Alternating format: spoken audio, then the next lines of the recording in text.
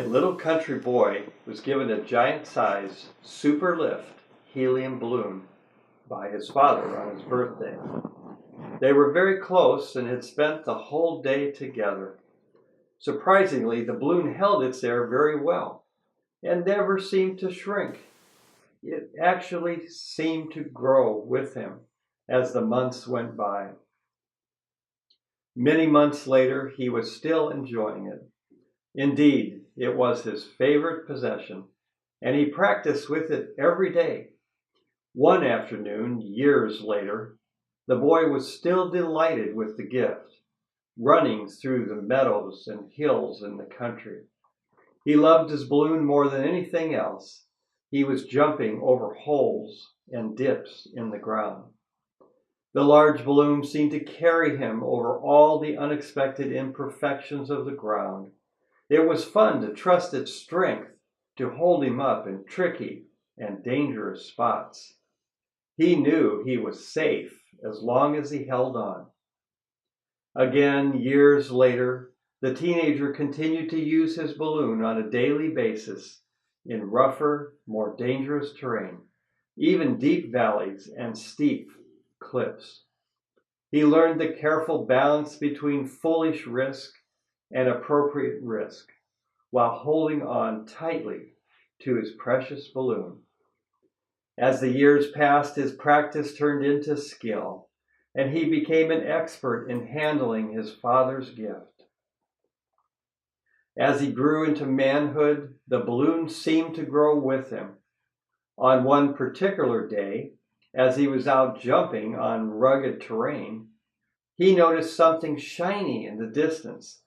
He stared in wonder, squinting to get a closer look.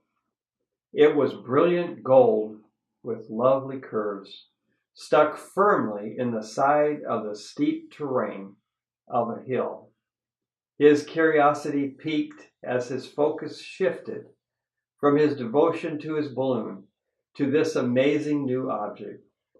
He stopped running and drew up close, staring at the marvel. While holding on to his precious balloon with one hand, he pulled and tugged on the shiny object with the other. It was firmly planted and would not come loose. Then the man started to dig around it with his free hand, but it seemed to be buried very deep. It was taking a great effort to get it free. He felt a great rush of adrenaline and excitement as he worked harder to possess it. He was unaware that hours were rushing by and daylight was burning away. After a while it began to rain and then to pour, but he could not be deterred. He doubled his efforts, scratching with his fingernails in the dirt that had become filthy, wet, slimy mud. From head to toe, the man had become just as wet and filthy as the mud in which he was digging. He was trying with all his might to release this intriguing object buried so deep in the mud. All the while he was holding on to the balloon as well, but his hands were so wet and muddy that the rope finally slipped entirely out of his hand. The balloon lifted immediately into the atmosphere and was lost.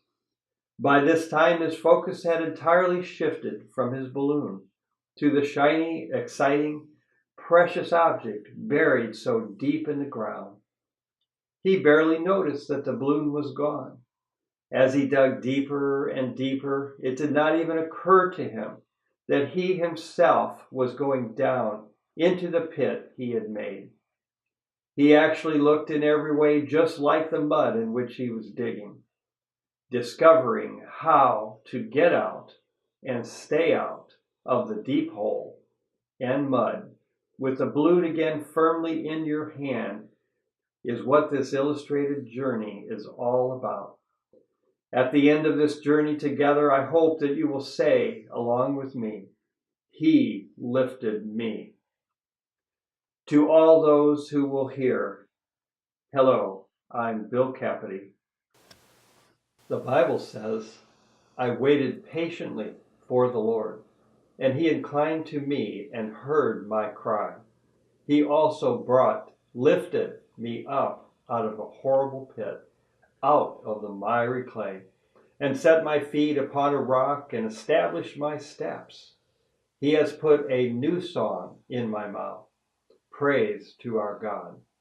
Many will see it and fear, and many will trust in the Lord. Psalms 40, 1 through 3.